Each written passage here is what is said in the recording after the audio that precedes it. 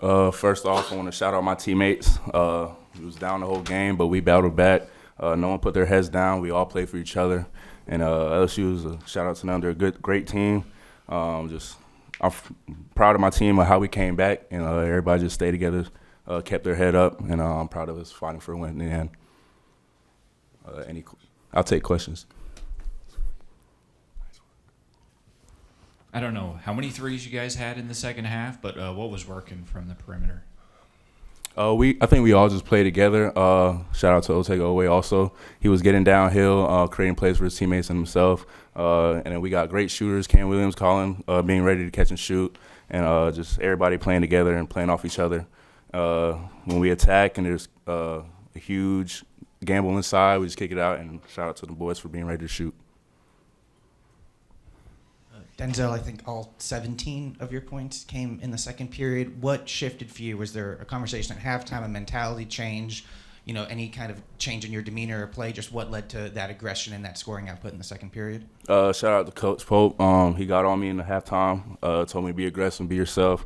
And I just want to do whatever I can to get this win for this team. Shout out everybody else, my teammates as well. They found me in the right spots. Malachi set some great screens for me, extra passes and stuff like that. So that kind of got me going, and then I think that opened up for everybody else as well. You guys obviously finished with 14 assists, maybe less than you guys would want overall, but after you go into halftime with just 2, what changed in creating plays for teammates in the second half that kind of propelled this comeback? Like I said, creating for teammates. We got some open ball screens from the middle of the court. That led to downhill drives, and the bigs kind of keyed in on us, so we got kickouts. And also the short roll game, we kind of worked on it in practice a lot this past week. And shout out to Malachi being strong with the ball and finishing and stuff like that. But also just getting second chance rebounds and stuff, kicking out for extra threes and shots. And that just helped us on throughout the game in the second half. Yeah, how would you assess the game winner from your vantage point, from your eyes? So I was at half court, and then when Colin threw it and I seen Malachi catch it, he had like a clear view of the shot. So I'm like, I've seen this before. One time in practice, he hit a three-quarter shot from like half court, and it went in for game. So once he caught that like free throw line, I see the way he kind of shot it up. I was like half court. I'm like, oh yeah, I knew it was going in from there. So it was kind of a cool moment. It was a great moment actually. No one kept their heads down. Like I said, we kept playing to the end. And shout out to Malachi, he hit a big time shot.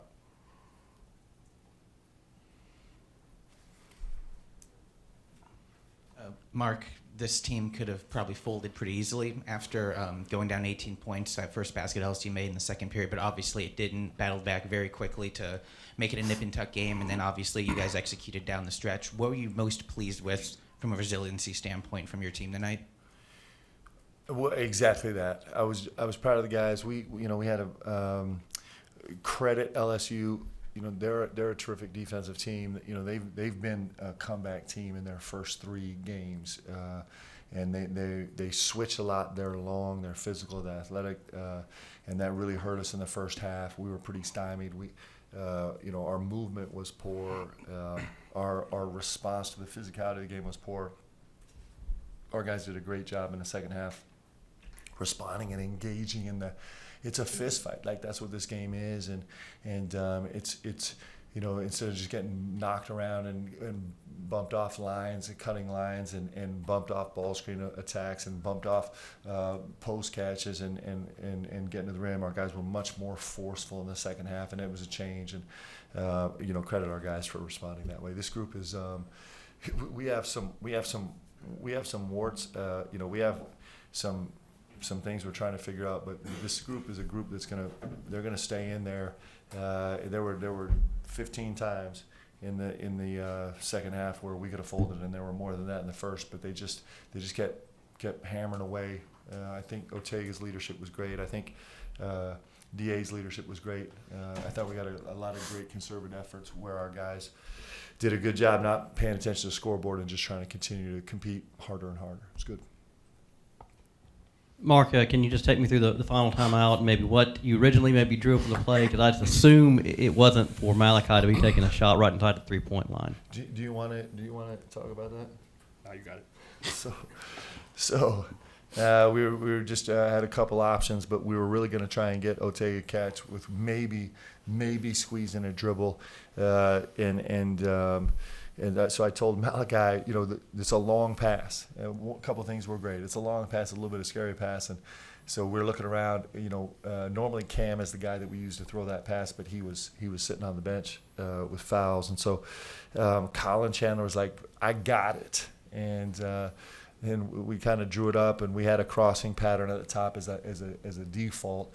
We were trying to get a shot, and as we walked out of the timeout, I grabbed Malachi. I'm like, hey, if we overthrow this, just catch it and go shoot it. And to Malachi's credit, one of the things we pride ourselves on in our program is owning our shot, and it was like it was brilliant. It was awesome. It was fun. It was a fun moment for him, and it was a great moment, a huge lift for us, and so proud of the guys for making it work. Mark, tonight we saw a start from Andre Yelovich. He played 21 minutes tonight. What did you like and see that you got out of him tonight? Yeah, I thought he was good. He made a couple shots for us, which was important. I thought he conceptually, I thought he was pretty solid. They were cutting us up with the short roll high ball screen earlier, and we were stuck in between. We couldn't really get to a hard show because they were getting to it quick, and we weren't really committed to a drop, so we're stuck in between.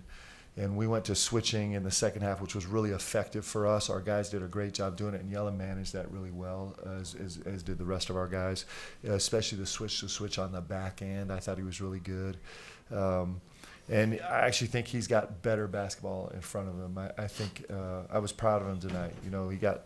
He got thrown in the starting lineup and in a really a complicated energy first half, and just kind of like Yella is, just kind of kept coming and I thought he gave us a great effort.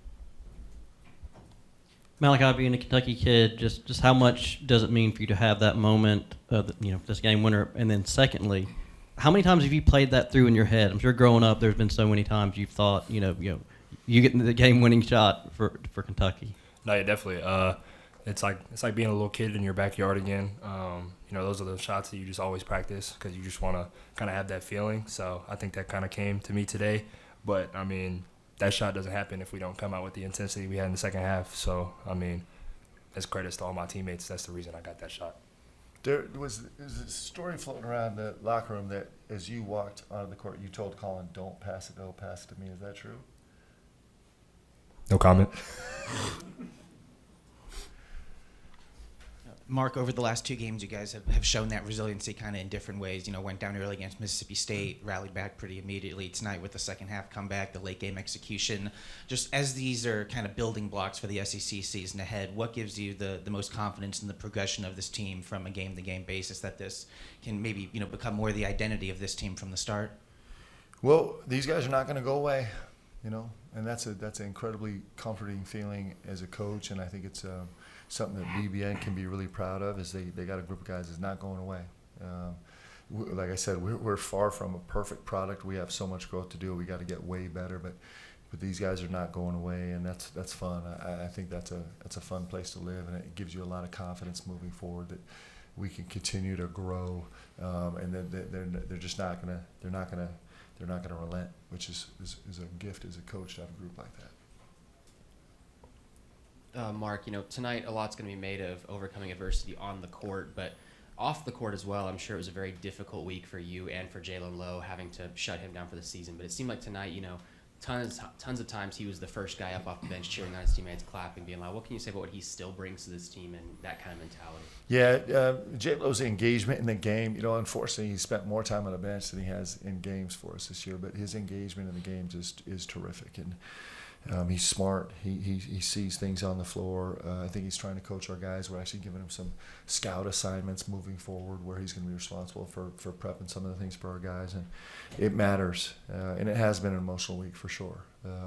You think about, having him have an end to his season, which is a really tough thing for us. And then, you think about Otega away, another, just heroic performance from him, and he couldn't even make it to shoot around this morning. He was so sick, and so this is, he's been really under the weather and just battled through it tonight. And so there's all those dynamics, but it's a credit to these guys for staying in there and finding a way to do it. Last one.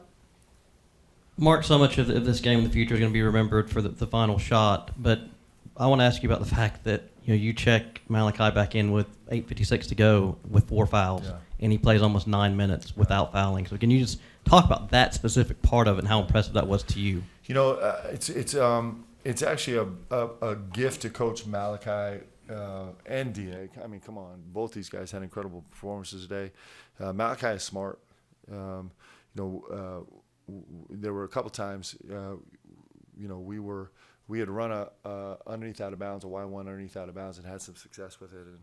And I was actually making a change because I wanted to get Ortega engaged in the game. There was a foul situation going on. I was like, we got to get something in the rim. So I went to a different play call underneath out of bounds the next time that we get us something. And Malachi was just like, Coach, stay with Y1, literally from the sidelines.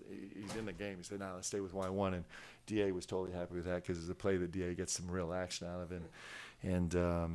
And Malachi's really smart, man. He takes in all the details of the game, and he was able to. The fact that he was able to execute that way, Coach Fox almost lost his mind when Mally went for a steal late in the game, and we gave up a bucket. It other than that, it was a brilliant game. And then credit Da the same way. Da sitting on 3 fouls for 16 minutes, 17 minutes in this game, and played really the entire second half. And so our guys were really smart executing that way, and I was proud of both of these guys. And Da, for his money, I mean, we just, we kind of abandoned all the stuff where we're using the width of the floor, and we just kept the ball in the middle of the floor and just put it in his hands a lot in the second half, kind of running the same actions over and over and over again. And him and Malachi were really creative in finding every different shot out of those actions. It was impressive IQ game for both those guys.